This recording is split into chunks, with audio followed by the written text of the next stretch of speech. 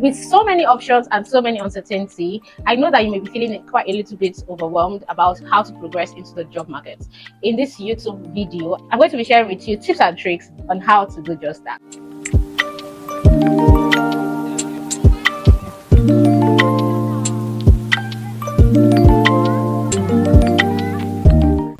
You're welcome back to my YouTube channel. For new subscribers, thank you so much for subscribing. For people that are already my subscribers, I really do appreciate your presence on this channel. Yeah, so on this video, like I said, we're going to be talking about how to enter into the job market. So I have this, I've written out my points out. They're about 10 in number, and I'm going to run through all of these points, and I need you to please, guys, follow me through, okay? Because there are a lot of things that I want to discuss with you. Yeah. So first and foremost, if you are an entry-level professional, or you already have years of experience in the workplace and you're looking to switch careers, these tips applies to each and every one of us, including myself. Yeah. And trust me, I've used this tips that worked for me, and I hope it's going to work for you too. Yeah, so let's just jump right into it. So the first thing that you need to do when looking for a job is you need to research. Yeah, you heard me right. You need to research on high demand skills. The reason why I'm saying high demand skills or high demand roles with is because, number one, you need to know the level of expertise that is needed for you to succeed in that role. You need to know if this role that you are looking to delve into is still going to be available in the next 5 years, with the coming of AI and all these things. And also, you need to know if it is profitable. Yeah, because you don't want to go into a job or into a role that 5 years down the line you are tired or you're not really earning as much as your peers. Yeah, money is very, very important. It's a very good motivator. You heard me right. So that's just it. So number one, you need to do is research on high demand job roles and all of that. Now the second, map out your own personal strengths, your strength areas, skills that you currently have.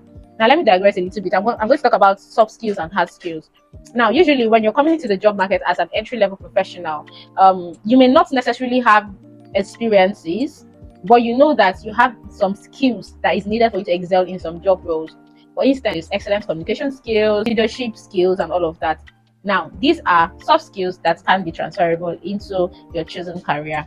Yeah. Now, the hard skills are the technical skills. Now, these are the kind of skills that you probably need to write an exam for, go on trainings, take courses, look out for certificates and all of that. So these are technical skills that you need for you to be able to perform tasks or duties on the job.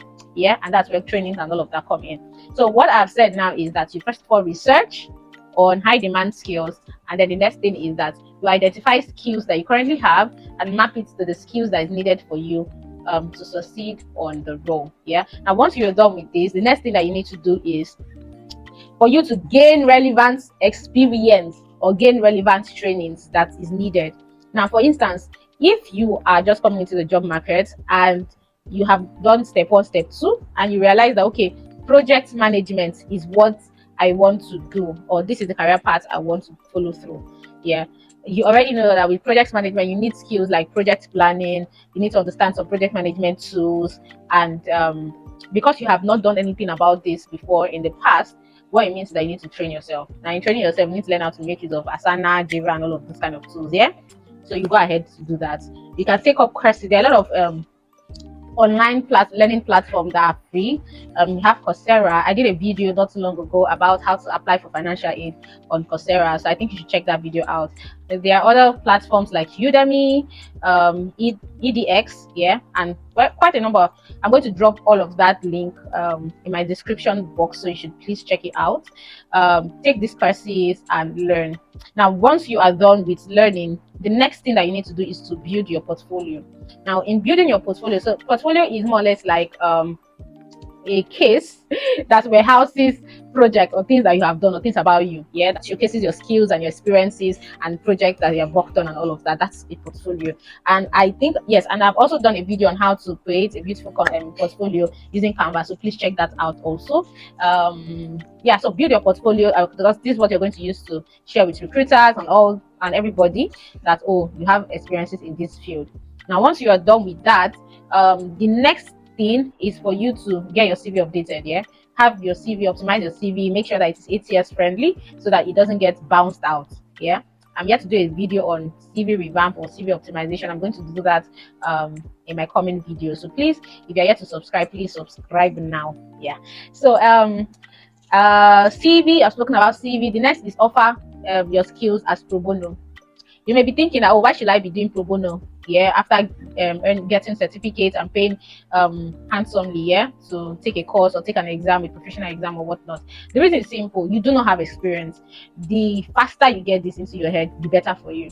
And for you to be able to excel, you need experience. Even if it's an entry level role, the recruiter wants to know that you know your game, yeah, you know what you can do. So offer your services here as pro bonos. So at this stage, money is not the main focus. The main focus for you is to get the experience. Now, by the time you have gotten these experiences, then you can start charging. You can start looking for jobs that will pay you handsomely for it. Yeah. After doing all of these, the next thing, very important, build your network. Now, I cannot overemphasize the need for you to build your network. Get on LinkedIn.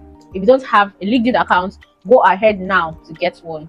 Open an account, optimize your LinkedIn profile. Very, very important. If you don't know how to do that, I already have a video also that I spoke extensively on how to go about optimizing your LinkedIn profile.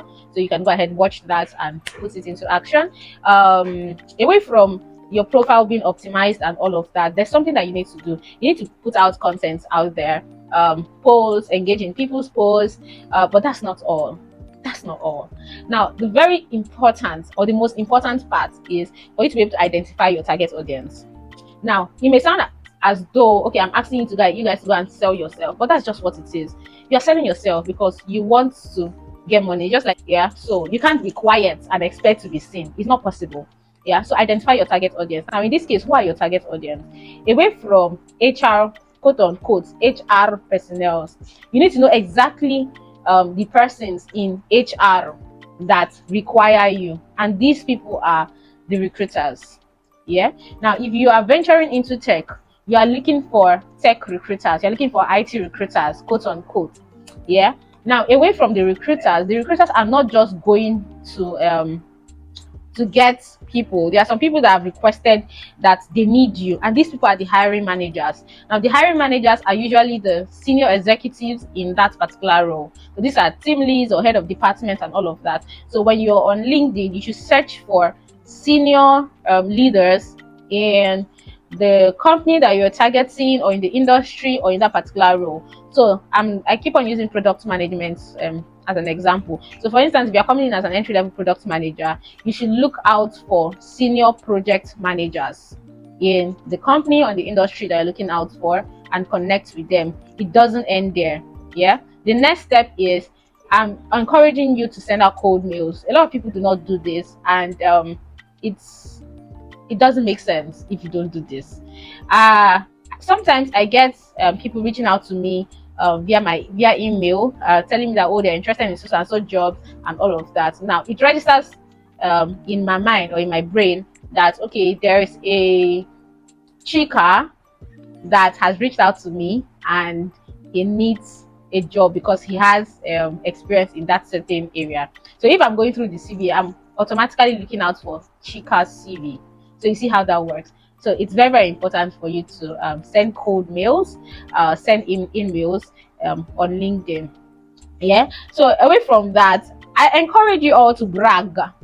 It's important for you to brag about your little wins, brag about your little achievements. You just finished a course on Coursera. Why don't you post it out there? Post your badges. You just completed a project. Blast it out, talk about it, let people know that this is your niche, this is what you do. Be in the faces of these people. So when you have connected with these people and all of that, you can start putting out content, posts and all of that, and then these people get to see you, so that when you even reach out to them, they are willing to listen to you because they already know that you are deeply into this thing, you are very passionate about this thing. So that's how to go about it. Then the next is for you to be consistent. Don't start something that you know that you will never finish. Yeah. So that is why at the beginning you need to first and foremost even identify your strengths and research on where you can fit in. Yeah. So that we are not just talking about skills with or roles with high demand. We're talking about roles that you can be passionate about. Yeah, so be consistent, keep learning, keep doing your thing, keep adapting, and above all, have a positive mindset. Have a positive mindset is underrated. And the reason is simple. When you start applying for jobs and all these things, you're going to get reject mails. You're going to get a lot of bounced mails and all of that. Now, it's only your positive mindset that is going to keep you going through those tough times. Trust me, every single professional out there have had series and series and series of bounced and rejected mails and are still having. Okay, so just keep up the positive mindset and see it work for you. So if you feel like this kind of content that you resonate with, this kind of thing that you like to learn, or I would like you to please subscribe, turn on the notification bell. It's very important so that when I post content like this, you'll be the first to know. I need you to please share this video to your friends and all of that. Comment. I'm looking forward to your comments. I want to know what you think about this video. I want to know what you would like to see in my next video. I really appreciate the feedbacks that I've gotten from people that have reached out to me already. I really appreciate. Thank you guys, and see you in my next video.